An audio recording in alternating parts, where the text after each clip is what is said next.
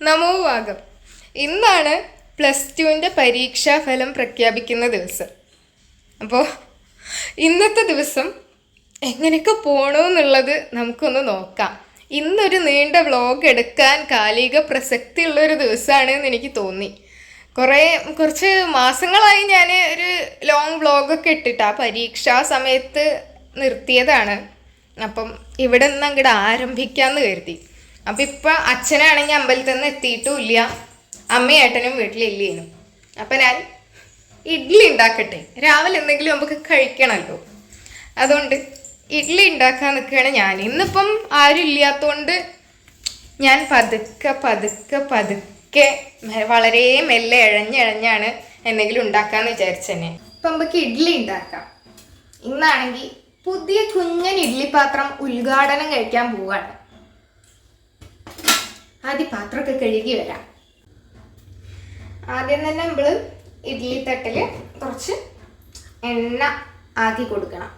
ഇല്ലാച്ചാൽ ഇഡ്ഡലി നമുക്ക് എടുക്കാൻ കിട്ടില്ല, ഒട്ടിപ്പിടിച്ചിരിക്കും. പിന്നെ ഇഡ്ഡലി എടുക്കുമ്പോൾ പൊട്ടും. അപ്പം നമുക്ക് കാണുമ്പം ഇഡ്ഡലി കഴിക്കാൻ ഒരു മൂകതയാവും. നല്ല പൊട്ടാതെ കിട്ടുന്ന ഇഡ്ഡലി കഴിക്കാനല്ലേ ഒരു സന്തോഷം ഉണ്ടാവുള്ളൂ. അപ്പം തട്ടിലൊക്കെ ഇതുപോലെ വെളിച്ചെണ്ണ ആക്കി കൊടുക്കാം.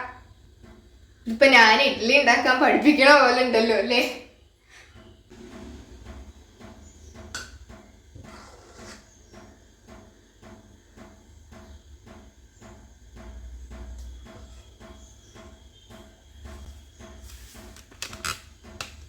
കുഞ്ഞ് ഇഡ്ഡലി തട്ട 6 ഇഡ്ഡലി ആവുള്ളൂ.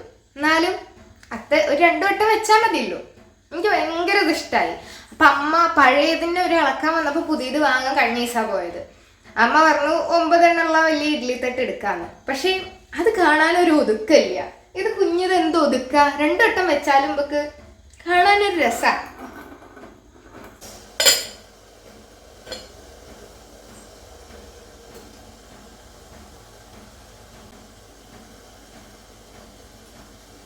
ചൂടായപ്പോൾ സ്റ്റിക്കറൊക്കെ തഞ്ഞളകി വന്നു.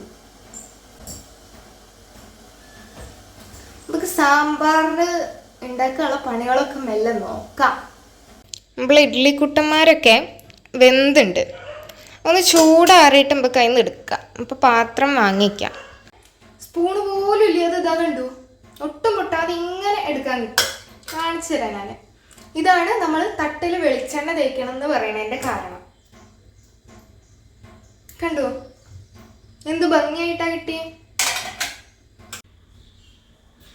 ഇവിടെ പിന്നെ ആർക്കും ഒന്നിനും ഒരു നിർബന്ധ ബുദ്ധി ഇല്ലാത്തതുകൊണ്ട് ഉണ്ടാക്കണത് അങ്ങോട്ട് കഴിക്കാന്നാണ്. അപ്പം കയ്യിൽ കിട്ടുന്ന കഷ്ണമൊക്കെ ഉപയോഗിച്ച് നമുക്ക് സാമ്പാർ ആക്കാൻ നോക്കാം. അപ്പോൾ ഇവിടെ ആണെങ്കിൽ ഇന്നിപ്പോൾ ഒരു കഷ്ണവും ഇല്ല. അപ്പം ഞാൻ പോയി കുമ്പളങ്ങ ഒരു കഷ്ണം വാങ്ങിയിട്ട് വന്നതാണ്. 2 ഉരുളക്കിഴങ്ങും ഒക്കെ വാങ്ങിയിട്ടുണ്ട്. സാമ്പാറാക്കാം. ഇത്രയും വാങ്ങിയുള്ളൂ, ഇത്രയും ആവശ്യമുള്ളൂ. ഇതന്നെ മുഴുവൻ വേണ്ടേ, അതാണ്.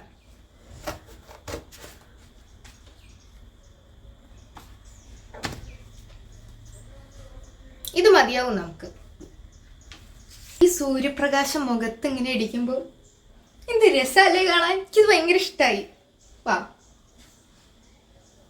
അങ്ങനെ ഇഡ്ഡലിയും സാമ്പാറും ചട്ടണിയും ഒക്കെ ഉണ്ടാക്കലും കഴിക്കലും കഴിഞ്ഞു.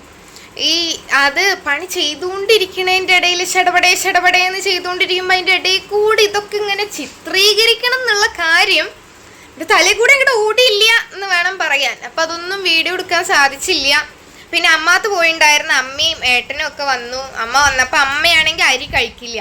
അപ്പം അമ്മയ്ക്ക് ബാർലി ദോശ, അതാ അമ്മ വന്നിട്ടുണ്ട്, ഇങ്ങോട്ട് വന്നു. വീഡിയോ പറയുന്നത് കേട്ടിട്ട് വന്നതാ. ദോശ അസലായിണ്ട്, ചട്ടണി. എന്റെ സംസാരം കേട്ടിട്ട് അമ്മ വീഡിയോയില് സംസാരിക്കാൻ നിറച്ച് കഴിച്ചു ദോശ. അയ്യോ മതി അത്രയ്ക്ക് മതി. ഒറ്റയ്ക്ക് ഉണ്ടാക്കിയില്ലേ, സൂപ്പർ. അതെ എന്റെ സ്വന്തം അമ്മേനെ പോലെ ഞാൻ പറഞ്ഞു കൊടുത്തിട്ടോ. അമ്മേനെ പോലെ ഞാൻ സാമ്പാർ ഉണ്ടാക്കാൻ ശ്രമിച്ചതാണ്. എങ്ങനെ ശരിയായില്ലേ? സൂപ്പർ, അസലായി. നന്ദിയുണ്ട്. അപ്പൊ അങ്ങനെ അമ്മയ്ക്ക് ബാർലി ദോശ കഴിക്കാതെ വന്നതാണ്. രാവിലെ ഇത്തിരി റവക്കഞ്ഞി കുടിച്ചു വന്നായിരുന്നു. ഇവിടെ സൂപ്പർ ആയിട്ട് കഴിച്ചു, അസലായി. അമ്മ വരുമ്പോ എനിക്ക് ഐസ്ക്രീം വാങ്ങിക്കൊണ്ടുവന്നുണ്ട്. അമ്മയൊന്നും കഴിച്ചില്ലെങ്കിൽ എനിക്ക് ഐസ്ക്രീം വാങ്ങിക്കൊണ്ടുവന്നുണ്ടായിരുന്നു. അത് അവിടുന്ന് ഉണ്ടാക്കിയതല്ലേ. അപ്പം അങ്ങനെ ഐസ്ക്രീമും കഴിച്ചു. ഇനിയിപ്പോൾ കുറച്ച് നേരമ്പോഴൊക്കെ ഒന്ന് വിശ്രമിക്കാം. ഒന്നാമതേക്ക് തീരെ വയ്യ, നല്ല ഇടുപ്പേനൊക്കെയാണ്.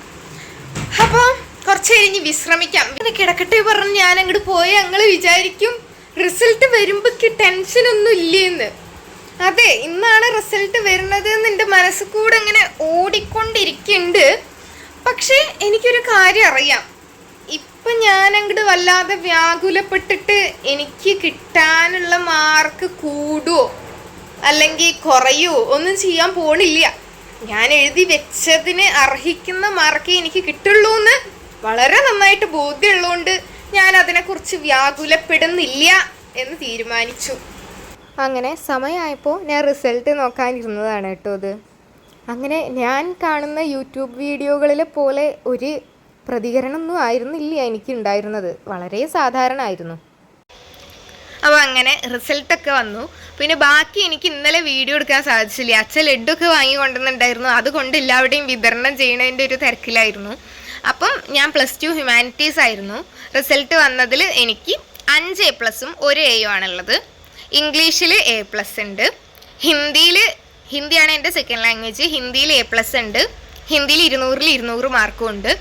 പിന്നെ ഹിസ്റ്ററിയിൽ A+ ഉണ്ട്. ഹിസ്റ്ററിയിൽ എത്രയായിരുന്നു, 4 മാർക്കോ മറ്റേ കുറവുള്ളൂ. ഹിസ്റ്ററിയിൽ 196 മാർക്ക് മറ്റുമാണ്. പിന്നെ ഉള്ളത് ഏതാണ്, എക്കണോമിക്സിൽ A ആണുള്ളത്. എക്കണോമിക്സിൽ മാത്രം A, ബാക്കിയുള്ളതിലൊക്കെ A+ ആണ്. എക്കണോമിക്സിൽ A ഒരു 3 മാർക്കും കൂടി ഉണ്ടെങ്കിൽ അത് A+ ആവുമായിരുന്നു. 177 മാർക്കാണ് എക്കണോമിക്സിൽ. അത് 180 ആയ A+ ആവും. സാറില്ല, നമുക്ക് റിവാലുവേഷൻ കൊടുത്തു നോക്കാം. കിട്ടുകയാണെങ്കിൽ കിട്ടി, പോയാൽ പോയി. പിന്നെ പൊളിറ്റിക്കൽ സയൻസിൽ A+ ഉണ്ട്. അത് 200-ൽ 200 മാർക്കാണ്.